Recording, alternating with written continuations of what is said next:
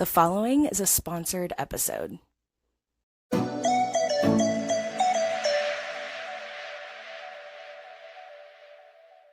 Hello, welcome back to Cubicle to CEO. Returning to the show today is my friend Alicia Martinez. And if you haven't heard Alicia's first interview on our podcast, highly recommend. I'm going to link it below. It is absolutely essential, especially if you are a woman and you want to know how to protect your business and your assets. If you ever plan to get married, or if you are currently married, or even if you are going through a divorce, I think it's going to be an incredibly helpful resource for you. So definitely check that out after this interview. But today's conversation, I think, is even more applicable to all of us as business owners who daily, weekly, yearly have to make decisions around where we spend our money, how much of our money we spend, and whether or not the expenses in our business return the ROI that we are looking for. And so that's really what this conversation is about today: how to make those decisions, how to know when to spend the money, what to spend the money on, and how to track and measure that ROI. So we'll get into that in just a moment. But first, Alicia, hi. Hi, Ellen. Hi, everyone. My name is Alicia Martinez from Divergent Financial Advisory Services. For those of you I haven't met yet, hopefully you're becoming familiar with me. I'm definitely part of the Cubicle to CEO podcast community, and I am so happy to be here. So happy to have you back. And I do want to give a quick introduction to Alicia's background for those of you who are meeting her for the first time. So as Alicia mentioned, she is the founder of Divergent Financial Services. And as of this year, Alicia is actually going to have 20 years total invested in the financial industry. So yes, she did start young. She has a background in just about everything from transaction processing to lending, both business and personal, to investment management and more.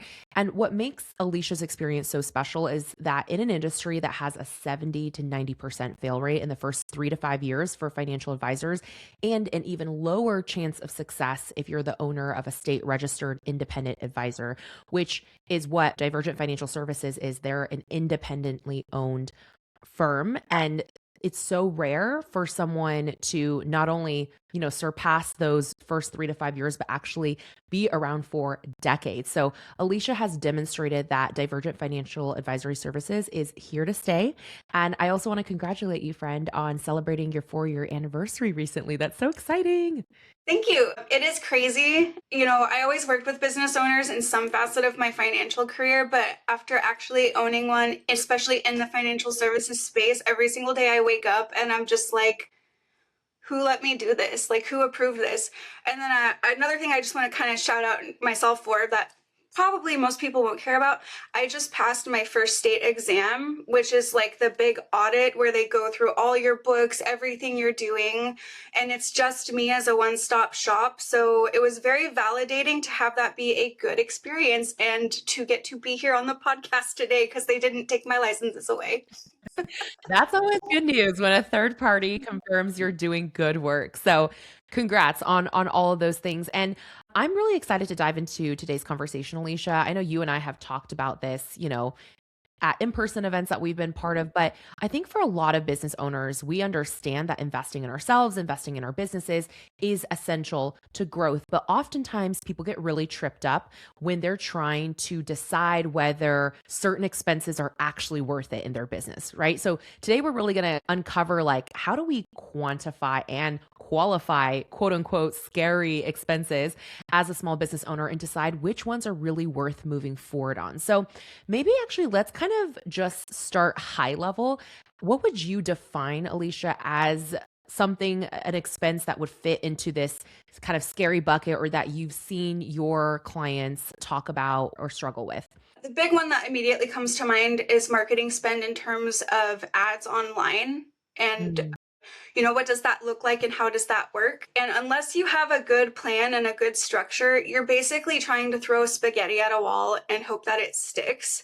And I'm going to kind of make some of the social media people mad. This isn't to say what you guys do isn't right. It's just that I believe a lot of businesses are not ready for that step yet because they don't have the true intention behind whatever it is they're trying to advertise online for their product or their service or what they're doing, how they're going to reach their target market, and most importantly, how are you actually going to measure that? Like, how do you know that that ad spend is coming back to your business in a meaningful way? And it is nuanced, as you know, but there are ways to do it and to track it. And so that's kind of what we're going to talk about. As you know, I'm part of your Instant Influence program. Yeah. So part of that is being able to be on this sponsored podcast. And I know that you like to do the case study format, and it's something listeners are familiar with. So I actually am going to use this experience as kind of a case study on what I've gotten out of it so far, out of what's offered, and what I expect to get before the year ends. And, you know, it's actionable, it's quantifiable. People can come to you and say, hey, Ellen, how much is that program?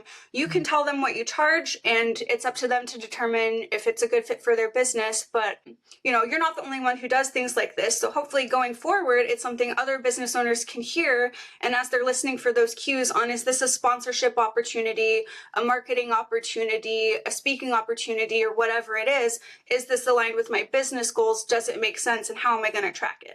So relevant to truly every business owner. And I say that as someone who has been self-employed or in business for myself for almost a decade, right? And still to this day, there are still many expenses, especially in the marketing category, as you've, astutely pointed out, that it's difficult sometimes to really grasp, like, okay, not only will this produce an ROI, but how quickly does it need to produce an ROI for it to make sense for my cash flow situation in this very moment? So let's use instant influence as like a meta case study, right? It's like a case study within a case study. So let's actually talk about when you were looking for ways to spend your marketing budget for 2026. So this was obviously happening towards the end of 2025.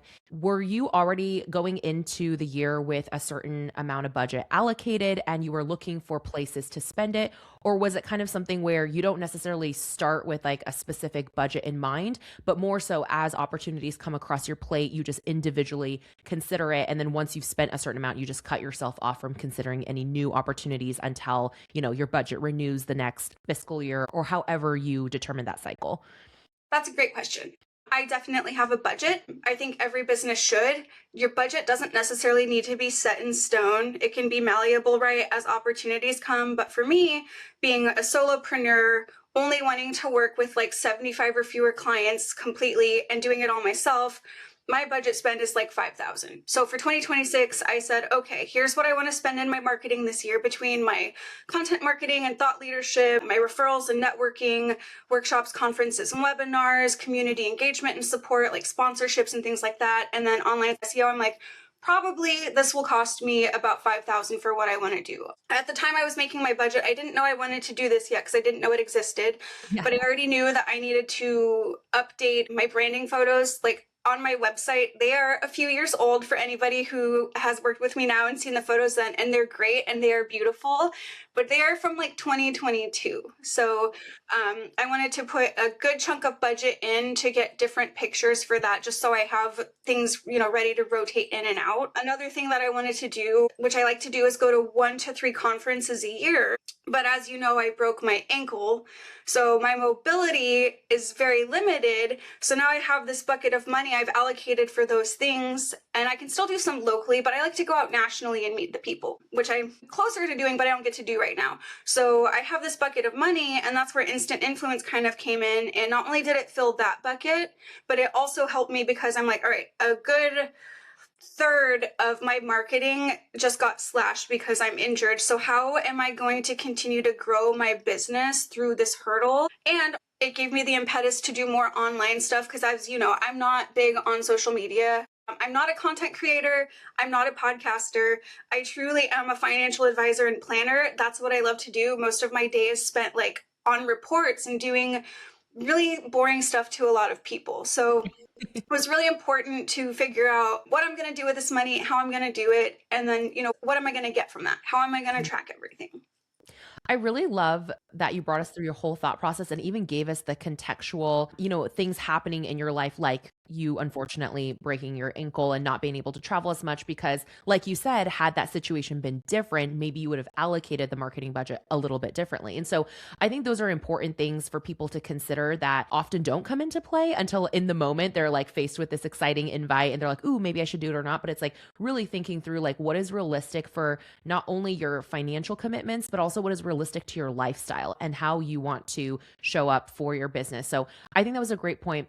I do have a sidebar question just because I think it'd be helpful for the context of your decision-making process. I'm asking this with the caveat and the understanding that you are not, a CFO. So this is very personal to you, but I'm just curious, when you came with that $5,000 marketing budget, was that based on a percentage of revenue or percentage of profits, or was that number kind of like a siloed number that you came up with just based on what you estimated the types of opportunities you wanted to participate in would cost? Like, I'm just trying to help our listeners understand, should they be, creating a budget based on a percentage of, one of the key indicators like revenue or profit, or is there another way to think about it that they might not have considered?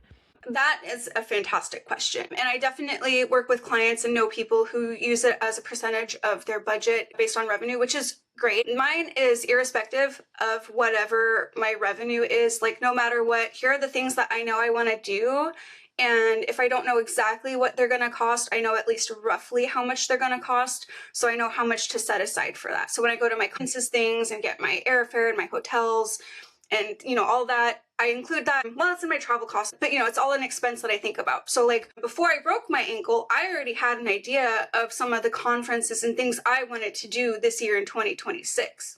Right. So that's where that 5,000 kind of came from, because I already had that kind of pre-budgeted out in my brain and where I would be each quarter and what I would be doing. Accident happens. I now have allocated this bucket of money that I still want to spend because I had intention. So what can I do to pivot and still get the value I'm hoping for out of that spend? Or, try something new and different that I wasn't before, which is actually what's happening. Where, because, realistically, this is physically costing me a lot less time, a lot less work, and it's actually working out. So I hope I answered your question. I can't wait to get more into like where it's going and how it has been, because it has been actually very crazy to track my metrics as somebody who doesn't really care about website foot traffic or things like that, and seeing a noticeable uptick and like just the ways people are finding me now. That's so it's all exciting. intentional. Yeah, absolutely. Okay, first of all, I just also want to put a disclaimer out to our listeners. When Alicia pitched this idea for our conversation today, I intentionally did not ask her for any of the metrics that she was going to be sharing today, which is different than how I usually prep for an interview, right? Like usually I know going into the conversation, like what's going to be said. And especially with this conversation, it's a little vulnerable because she's talking about investing in something that's part of my company. So I'm actually going in just as blind as you all are. I'm hearing this for the first time as she's sharing these things. So I'm excited. I think it actually puts me in a interesting position when asking these questions, but we will get to the metrics because I think that's so important. Like hearing how you measure and track ROI is going to be a really helpful skill for our listeners to also apply to how they think about their expenses and marketing spend. But before we even get there, let's backtrack for a moment to, okay, so you had these funds earmarked for travel and conferences. That didn't end up happening. You now had this small budget available. And come November last year, right? So rewind to Black Friday 2025, I put out Instant Influence. You see it. You were not planning for it, but you see it come across. And what are the immediate questions that you are starting to ask yourself to even evaluate whether or not to consider this opportunity? Okay, so lots of things. So I'll just walk you through my thought process. I think that's easier, and I'm an external processor. And I think, it helps people work through the mind of like, how am I thinking about things too? And what is my brain telling me? And how am I communicating with myself and my business? So I break my ankle. I'm like, what am I gonna do? Like, I have a business to run. I'm basically out the entire last quarter of 2025. Like, my plans for 2026 are probably not going to happen exactly as I had anticipated. So one of the things I knew going forward in 2026 that I wanted to pilot and see that I knew would be low cost and low effort to me is a once a month thing where it's a behind the scenes look at what it is to work with a financial advisor. So obviously I'm trying to attract clients, but I also try very hard to provide education. And so I was like, you know what? People probably would really like a behind the scenes look for somebody who's never worked with somebody who does investment management or financial planning before. And there are ways I can compliantly, kind of demonstrate like what that looks like and, what the benefits are. And just like, here's a little bit of what you get, like what you actually see, the platforms we actually use, some of us, when we work with people. I'm not going to throw spaghetti on a wall. So I'm like, all right, I have this great idea. How am I going to like market this and get this out to people? So one of the components of your instant influence is your freebie fest. Mm-hmm. Well, with what I do and how I do it, before this idea came to me, I never necessarily had like a deliverable I felt like would have fit what I've seen in previous freebie fests before. But as I'm trying to get this together and figure out how to market it, I'm like, okay, so not only do I get my second interview on the podcast, because I did one last year for different things and reasons, now I get to be part of this freebie fest. I get this shout out. This is the perfect community that I have spent time in and built rapport with to put that out there as my freebie. So I did a pilot in January because I want to say you put the freebie fest out in February, but it could have been March. No, it was February. And just a quick aside for anyone listening in who's like, what is Freebie Fest? Like, what are you talking about? Freebie Fest is a collection of free resources, as the name says, free resources that business owners contribute as a gift to our community. And what's amazing is a lot of these resources are either services or products that normally would be paid, but our contributors, our instant influence partners who are our Freebie Fest contributors have generously given that to our community for free access. So Alicia is talking about, obviously, her offer, her give was for people to attend these behind the scenes calls. And if you're curious about Freebie Fest, if you want to take Alicia up on her offer for Freebie Fest, I will make sure to link Freebie Fest below in the show notes, and you can check out and download all 28 resources.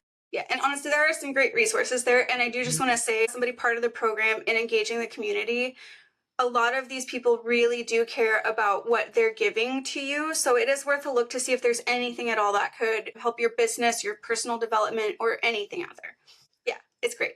Anyway, so I piloted it in January with the local community and some of the groups I'm in, worked the kinks out, did not know it was going to happen February. So part of conversion rate is when I created the link, it's a very specific link. So I know that anyone who signs up for this webinar is coming from that funnel from the Freebie Fest, because that is a completely separate link from the other ways people can sign up.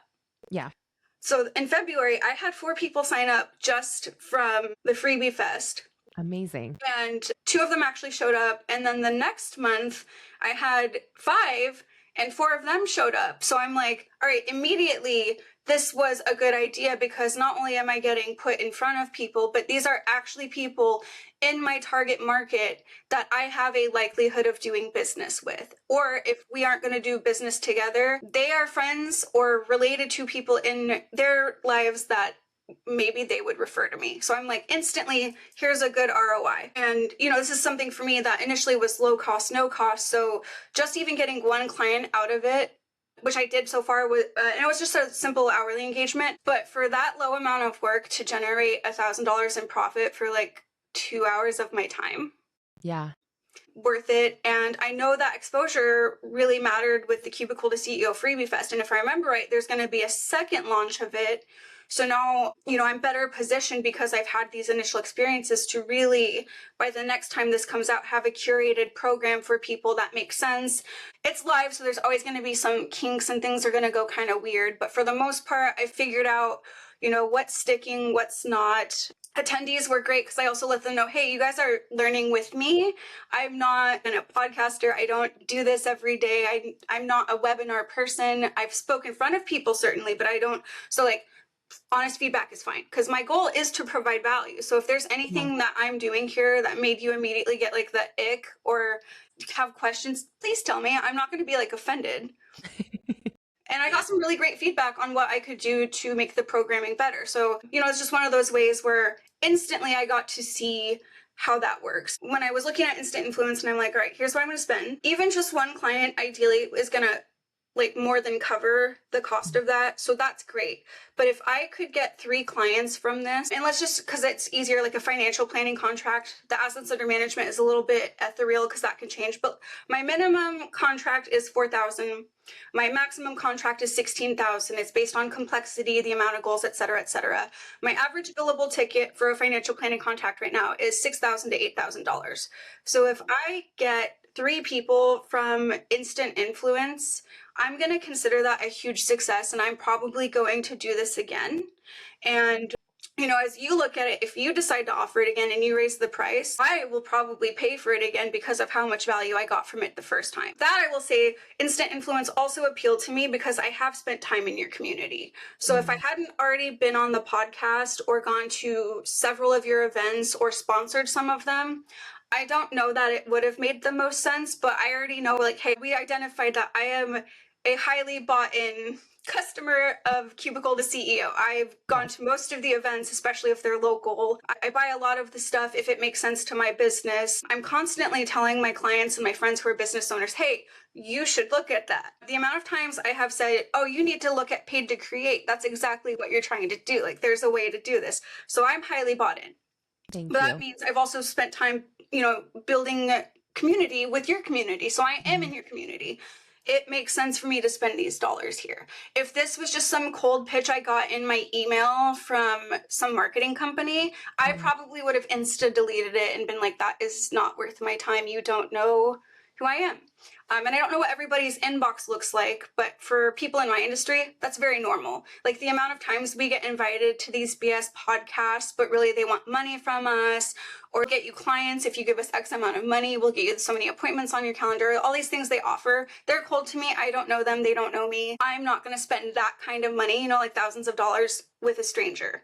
But here, it's my community. It's my target market. I love supporting other local women business owners. So for me, really, it was a no-brainer. It was, how do I make this work? I think that's incredible. Well, first off, thank you so much for all of the amazing time and financial resources that you've invested into our community. That piece really stands out to me. And it's something I really want to pull out for our listeners, because I think the reason that instant influence and things of this nature that you've invested in from a marketing spend perspective have played out well for you is because of exactly that. You're not just a passive consumer or a passive bystander. That's probably the better word, a bystander to what you are investing in. You understand that if you're getting in front of a community, you also need to be in community, in relationship with the people that you're getting in front of. And so I think you do such a brilliant job of understanding that and carving out time to be intentionally part of that and participate. And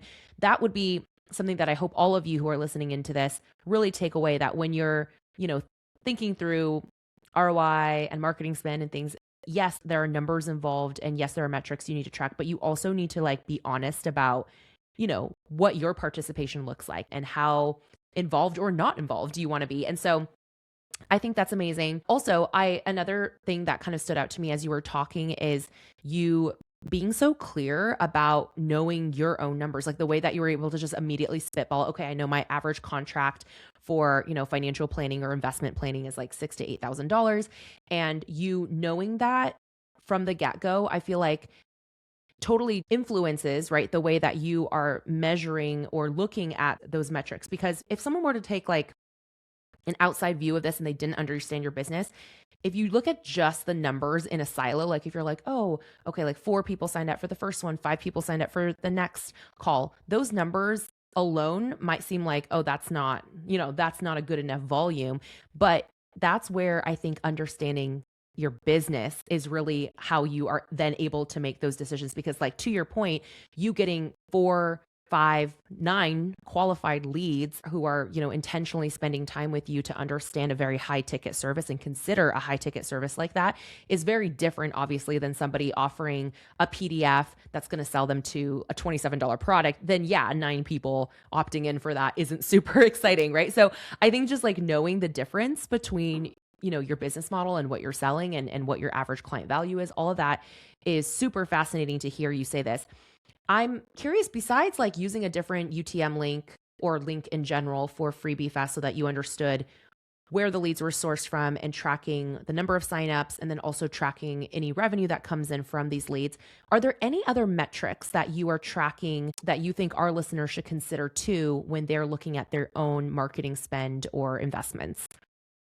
Yeah, it depends what their goal is. So the whole point I hope people are getting is before you even decide on the opportunity, what to spend and how to spend it, what is your goal for anything you're going to spend on? Like, what are you ultimately trying to achieve out of this? Know your numbers. Like for me, like you said, work backwards. So I know about how much an average ticket is for financial planning. And those are my contracts that are like a year. My assets under management clients that I do the investments, I keep those clients for like ever. It's ongoing, but that can be as small as like $600 a year to as big as $15,000 a year. That's really hard to quantify. So I obviously want a bucket of those people, but as far as measuring, it's the thing I love doing. The planning is really fun for me. I do that with my investment management clients, but there's more time because we're working together over a long period where somebody's come and said, hey, I have these really aggressive goals.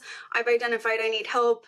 I think you can help me. Like, what can we knock out in the time that we have together? But broader than that, and something I really never tracked before, website traffic. And it's really hard to figure out where that does come from. But if I look at the patterns and everything else I'm tracking, it's very obvious that my increased participation in instant influence, likely these people are finding me and coming to my website still from the sticky stuff I have from being part of instant influence in the Cubicle to CEO community. Because Yeah. I can't figure out where else it would be coming from. I know it's not bots. For anyone who's gone through that before I have, it's not fun when like bots come and like raid your website and sign up for your newsletters and do things like that. No. So hopefully get a reCAPTCHA if you haven't yet. It'll prevent a lot of that. But when I look at everything and what I'm tracking, I know it has to be somehow from this because there's just no other way. Like I just had an email today. I think it was something like 18 views last month, which when you're just a small solopreneur like me and you're not out there to get everyone, 18 people looked at my website.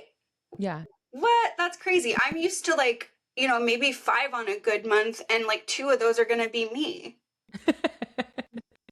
Well, I mean, I think to your point though, and to your credit as well, like financial planning, is such a vast industry. And also, like you said, it requires a very high intentioned individual, someone who's like, I want to plan for retirement. I want to plan for growing my money in the markets. And I need, I want that professional guidance. So you're right. Like it's apples to oranges, right? Comparing your website traffic to the website of someone who has a more commonplace service that widely appeals to, Right, like I would hundreds of expect thousands of your people. website to get significantly more traffic, especially when you're having Yeah. one of your specials going on or a promo Exactly. or a big event you're marketing.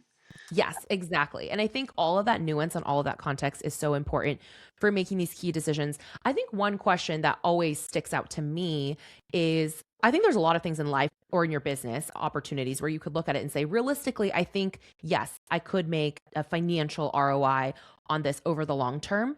But then it becomes a question of how long can long term be, right? Like, is this something that I can afford to invest in now and wait, 2, 3 years for that ROI versus is this something where if I'm going to spend on marketing now, I need it to come back to me in, the next 3 to 6 months. How do you think through timeline when you're projecting ROI? And is there ever an instance where you decide to continue to spend money on marketing if it hasn't paid off in the immediate future? So in my industry, it's very specific. ROI. I have literally had somebody be in my pipeline for like 5 years before they became a client because I need a catalyst. So for me, when I'm marketing, it's how do I find someone in that catalyst? So as you know, not only do I work with women business owners, but one of my sub niches is women in pre-active and post-divorce. Part of that is because it's a catalyst. There is now a fundamental change in their life that has caused instability where they are seeking someone to help stabilize that. And as somebody who has been through it, owned a business, and gone through divorce, you really should. That is a lot to go through by yourself. There are a lot of moving parts. There are a lot of mechanics in how the state works, not just in marriage and dividing assets, but how business ownership works and how they interpret that. It's very nuanced. So for me, it's always like if I can plant a seed, there's something there. I just onboarded a client, and this is one of my local ones because a lot of my clients are not actually from here, which is wild to me still. But this is a woman who had been in my kind of bubble since like post-COVID, since 2021. We met at a Pride event, I believe it was, or some part of the Pride community. We've kept tangentially in touch, you know, and then out of nowhere this year, she was just like, all right, I'm ready to start working with you. And it's all those little things that I was doing adding up. So one of my marketing pillars is community engagement and support. So for her, seeing my community engagement and support and that my actions matched my words when I said, you know, I support women business owners, literally like with dollars. Here's how I'm promoting women business owners. I support the youth, you know, I support LGBTQ. She got to watch me through the years match all that. And then she was finally like, all right, I'm ready to make that switch. Like the timing is right for me to do this. I have these goals. I'm tired of repeating the same thing and looking at you and saying, I'll talk to her next year. I'll talk to her next year. I'll talk to her next year. This was the year. And it was just being consistent. But again, it's not because I'm chasing that one person. It's because I'm chasing that ideal avatar. So one of the best pieces of advice I got from someone in my industry that I did not understand at the time I got it is the longer you're in this industry, the more you'll find you look like your clients and they look like you. Gee, it is really weird that here I am 10 years after that, and I am a woman business owner who works with business owners, and I specialize in pre-active and post-divorce as somebody who's also gone through that process. But it's intentional. I took that and I ran with it once I figured it out. I'm like, all right, I am going to go for people that are exactly like me. Like you said, you are so great at embodying and living your values. And like we've reiterated many times, like in this little case study, yes, you do work in an industry that oftentimes it does take people many years to kind of finally have some movement in their life that really forces them to reconsider, okay, now I need to start planning for retirement, or now, you know, it's an urgent situation because I'm going through divorce and I need to understand how to allocate my assets or rebuild my life or whatever that looks like. And so I think it's great that you kind of have that long-term picture of, okay, who is the ideal avatar that I can like kind of like bring into your web, bring into your world, and then know that as they swirl and swirl and swirl over days, weeks, months, years, that eventually, you know, they're going to hit some sort of catalyst that is going to then make it the right time, right, for them to work with you. And so I think that's a great lesson for all of our listeners. And I think where I want to end this conversation on is like, we've talked about, okay, what's your thought process like when you're considering expenses and what to spend money on in your business and what not to? How do you measure and track that ROI? What makes it worth it or not worth it? I think the piece we haven't yet talked about is how to think through opportunity costs. Because sometimes it's difficult to know, am I actually going to lose out on more if I don't spend the money? Like if I don't invest in this expense? And so how do you think through that question? Can we afford not to spend money and miss out on this opportunity? Walk us through how you think about that. I'm happy to. And first of all, I wish I had a crystal ball or a one-size-fits-all answer for everyone. So again, me being an intentional person, I have certain pillars. So obviously the first one is marketing. The second one is engagement, or how can I make something better? So for me, that second tier there, especially when I'm doing like sponsorships, is I may not get a direct result from that, but I get to participate and do something that made me feel good. You know, my friend Denise, who you know, was just in a pageant. And I chose to sponsor her. And, you know, people do come to me for sponsorships, and sometimes I say no, but she is a woman business owner. She's a friend. I highly respect her. She had a platform for her pageantry that I fell in love with. It's all about uplifting young girls and women and kind of being that person who shows them they can do this too. So for me, and you know, I've talked to people in the pageant industry. You've been in it.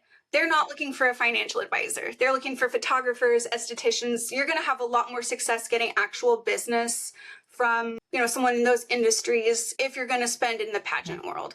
But to me, it was just important enough to, again, say, you know what, I know probably nothing will come back from this for me, but I am living out my mission. And when I go out there and I tell people that I am a woman business owner and I support women and woman-owned businesses, I'm doing that and I'm demonstrating that. So even though there's not a direct return or a meaningful way to like quantify that, I do know in some capacity, just like the client I onboarded now, who's been quietly following me since 2021 that I didn't even know about. It matters to the right people. They pay attention and it attracts them. And mostly, I think what people want to see is like, are you doing what you say you're going to do? Because that matters. So building trust, building trust. So if you aren't sure how to quantify a marketing spend, does this help you build trust with your community? Is this aligned with your goals and your brand and how you want your community or your customers or your clients to perceive you and your business? What are the other things that you can get out of this that are actually greater than revenue? And I think that can help guide on whether to take the opportunity or not if you're in a position where you just don't know. And then, of course, there's always talking to your professionals. So talking to your CPA, talking to your social media person, whatever you do or don't have. And, I'm a one-stop shop. Like, I contract out for stuff. Some people have whole teams. Rely on those experts you have in your life to also help guide you. That's why you pay us. That's why we're here. We are more than happy to lend our expertise and our opinion to help you make an informed decision. Thank you. I've told you this many times before, but I really do truly admire how you walk the walk, Alicia. And I understand that for you, your business is so much more than just, helping people get outsized returns in the markets or plan for retirement or, deal with the falling out of a marriage. It really is like, it's doing life with people. And I think you really truly do live out your mission in your business. So I would love for you to share with our listeners where they can connect with DiFi Advisory, with you. And when you say one-stop shop, I just want to make sure our listeners are really clear on what you mean by that. So like, you're a financial planner, you're a financial advisor. How does that fit into the rest of their financial ecosystem, just so they have a clear understanding of what lane you fall into in terms of how you can serve them? That is a great question, and it's going to be different for everyone. So the way I do things is I have my investment management component. If you want somebody to do that for you, I create completely custom portfolios for my clients if that's what you want. I have some that I've created that I personally find successful, so I can do that. I do believe in holistic planning, so financial planning is included in that. We may not tackle, 7 things in 1 year like we do for somebody who has a flat contract and we have a deadline, but we can certainly tackle those things. Where I am different too is, let's say you want to invest yourself and you want to be self-directed. I am one of the few fiduciaries that I know that will kind of guide you and go along with you and educate you and let you learn and do it yourself, but also kind of, if like I give you bad advice, I'm legally responsible for that. But I think it's important for women to learn and know how to do that. And I love the education piece of it. If you want like a full financial planning contract, because of my experience in the financial industry, I can do a lot. I understand how the meat is made.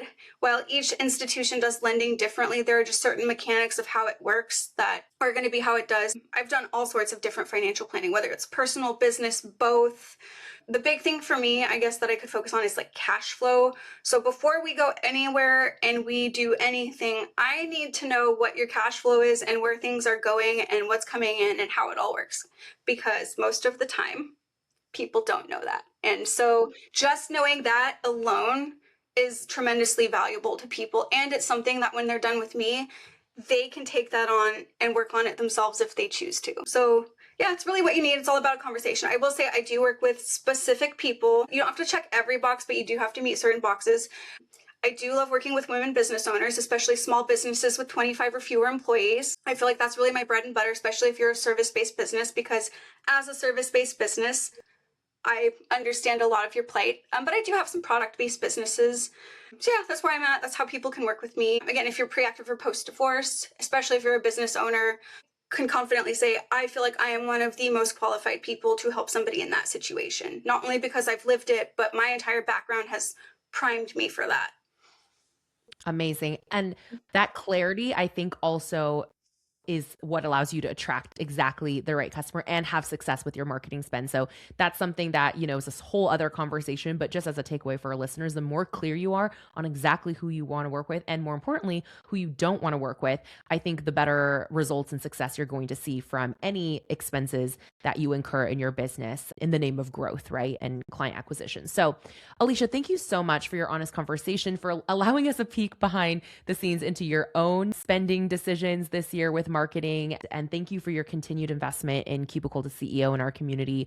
It means the absolute world. It really does help us fund resources like this podcast. So thank you so, so much for your support there. Make sure you follow DiFi Advisory on Instagram, on Facebook. Everything is at DiFi Advisory. The links will be below in the show notes. You can also, of course, connect with Alicia on LinkedIn or go to her website, difiadvisory.com. That's DIFI advisory.com. Again, all links below in the show notes for convenience. Make sure you say hi, even if it's just a quick conversation, just to see like where your head's at when it comes to long-term financial planning and reaching your financial goals. I think having a conversation with Alicia is absolutely worth it if you feel like you align with her values and are part of that avatar that she just described. So there's literally nothing you would lose by having that intro with her. Yeah, and if it's okay, I would just like to add, if I'm not a good fit, we believe that a rising tide raises all ships. So I'm part of very collaborative communities. If I'm not the person for you, chances are I can connect you to that good fit. And that is something that I love doing. So if you have a question and you just don't know who to talk to, it is still okay to talk to me, knowing that I am probably not the person you're going to end up with. I am still happy to help put you in the right direction. That's incredible. Thank you so much. Again, speaks volumes of your character. So, Alicia, thank you again for joining us a second time on the show. Make sure you check out the other episode, also linked below in the show notes. And thank you all for tuning in. We will catch you in the next episode.